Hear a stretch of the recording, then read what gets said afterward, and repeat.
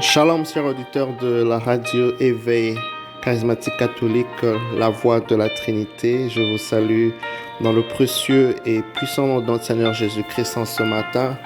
Et je vous souhaite la bienvenue à ce tonus matinal. Oui, bien-aimés, nous allons aujourd'hui partager la parole de Dieu. Nous allons méditer la parole de Dieu tirée du livre de Luc 5 à partir du verset 1. Père, nous voulons te rendre gloire, te bénir, te dire merci pour cette journée. Père, merci pour la protection divine, de nous avoir renouvelé tes grâces, tes bontés en ce matin.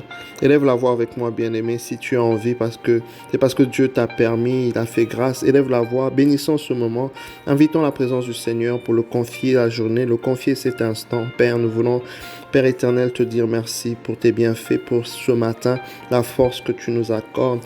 Merci d'être avec nous, Père. Nous voulons te recommander ces instants.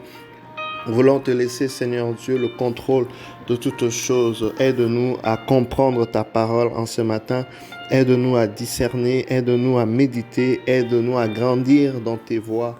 Toi qui es source de toutes choses, ô Dieu, nous voulons te bénir, te louer, te glorifier et te dire énormément merci. Saint-Esprit, viens remplir ce moment, remplir l'atmosphère spirituelle et physique au nom de Jésus. Alléluia.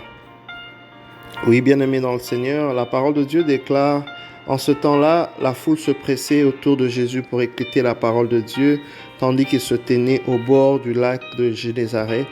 Il vit 2 barques qui se trouvaient au bord du lac. Les pêcheurs en étaient descendus et lavaient leurs filets.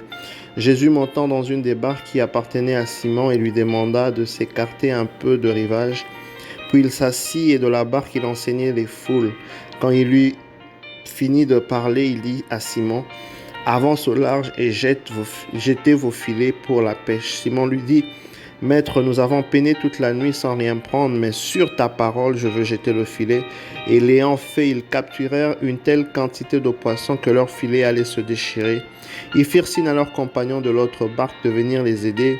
Ceux-ci vinrent et ils remplirent les 2 barques à tel point qu'elles s'enfonçaient. À cette vue, Simon-Pierre tomba aux genoux de Jésus en disant: Éloigne-toi de moi, Seigneur, car je suis un homme pécheur. En effet, un grand effroi l'avait saisi, lui et tous ceux qui étaient avec lui, devant la quantité des poissons qu'ils avaient pêchés, et de même Jacques et Jean, fils de Zébédée, les associés de Simon. Jésus dit à Simon: Sois sans crainte, désormais ce sont des hommes que tu prendras. Alors ils ramenèrent les barques au rivage et laissant tout, ils le suivèrent. Alléluia.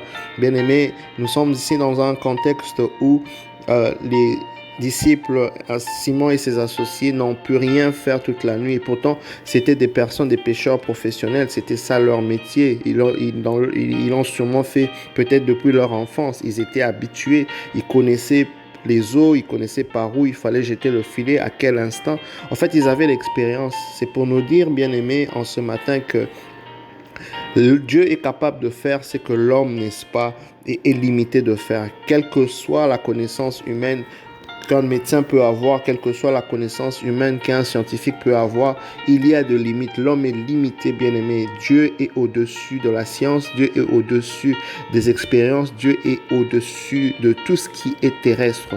Alors lorsque nous réalisons ça, nous pensons à la grandeur de Dieu, à la puissance de Dieu, et lorsque nous sommes bloqués, nous revenons à celui qui peut débloquer la situation, celui qui peut nous donner une nouvelle perspective. Je parle à une personne en ce matin qui peut-être se retrouve dans une situation où elle a essayé tant de choses seule, mais ça ne donne toujours pas. Pendant longtemps, tu as essayé quelque chose. Pendant longtemps, tu espères quelque chose.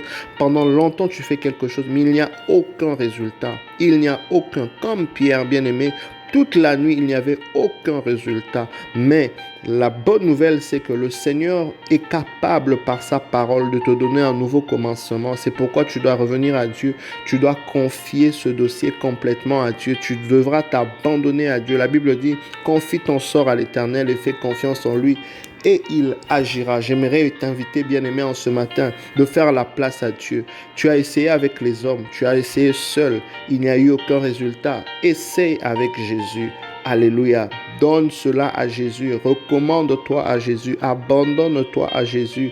Il est capable de faire ce que les hommes ne peuvent pas faire. Est-ce que tu as reçu une décision de la part du juge disant que telle chose ne peut être changée? As-tu reçu un diagnostic de la part du médecin disant que telle chose ne peut pas être guérie? Bien-aimé, là c'est un langage humain. L'homme est limité dans sa capacité de cerner certaines choses. Reviens à Dieu. C'est le Dieu qui guérit les cancers. C'est le Dieu qui guérit le sida. C'est le Dieu qui guérit n'importe quelle maladie. N'importe quelle maladie et n'importe quelle situation. Rien n'est impossible à Dieu. J'aimerais t'encourager en ce matin, bien-aimé, d'entrer en intimité avec ce Dieu, d'entrer dans les profondeurs avec ce Dieu pour que tu puisses justement, bien-aimé, réaliser la puissance de la résurrection de Christ. Alléluia. La Bible nous indique que les disciples ont pu finalement avoir des poissons tels que ils étaient dans les froids. Et Simon-Pierre s'est mis à genoux. Il s'est mis à genoux en disant, je suis un homme pécheur. Éloigne-toi de moi, Seigneur. Vous savez, toute action de Dieu devra nous conduire à l'adoration. Vous voyez, d'abord nous constatons une chose, c'est que Jésus n'est pas monté sur la barque et directement a donné une parole par rapport à la situation qui était bloquée. Qu'est-ce qui s'est passé? Simon, par sa barque, a été un canal par lequel l'évangélisation a pu se manifester. Donc, il a été un canal par lequel Jésus est passé pour prêcher. Sa barque a servi parce que la Bible dit que Jésus est d'abord entré, il a commencé à enseigner. Ainsi, bien-aimés, nous devons disponibiliser notre être, nos avoirs pour l'avancement du royaume de cieux. Nous devons faire quelque chose pour le Seigneur. Alléluia. Nous devons, bien-aimés, nous investir afin que la parole de Dieu puisse se répandre, afin que les œuvres de Dieu puissent se répandre. Nous devons être généreux avec notre temps, généreux avec nos biens. Nous devions contribuer, bien-aimés, pour l'avancement du royaume de cieux.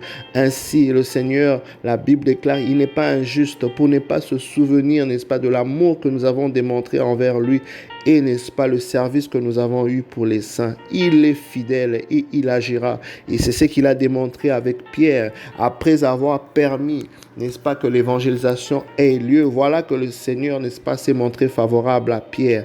Et il a donné une parole qui a changé toute une chose. Alléluia. L'offrande, bien-aimé, ouvre le ciel. L'offrande, la prière nous rapproche de Dieu. L'offrande ouvre le ciel.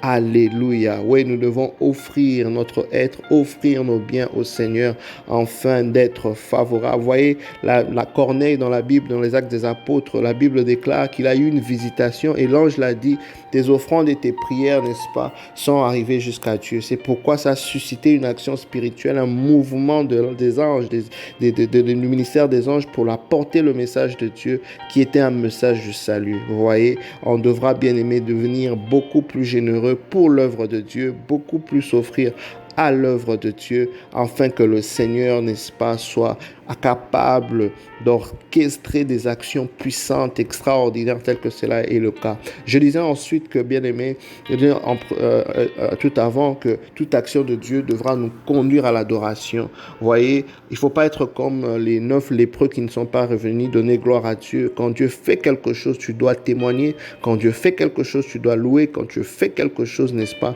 tu dois l'adorer. Un peu comme le fou de Gadara, la Bible déclare que lorsqu'il a voulu suivre Jésus, Jésus l'a dit non, rentre, dis aux autres, dis à tes siens ce que Jésus a fait pour toi. Tu devras, bien aimé, ne pas attendre avant de témoigner.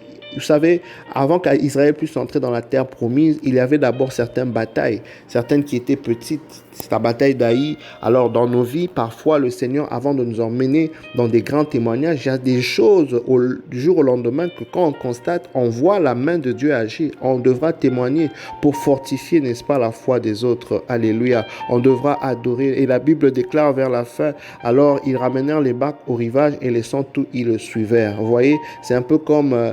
à un moment donné, Jésus qui a guéri, n'est-ce pas, cette dame qui avait de la fièvre qui avait de la fièvre. Et la Bible dit, lorsque cette dame était guérie, elle a servi le Seigneur. Donc, comme je disais tout à l'heure, bien-aimé, toute action de Dieu est une invitation à plus d'intimité.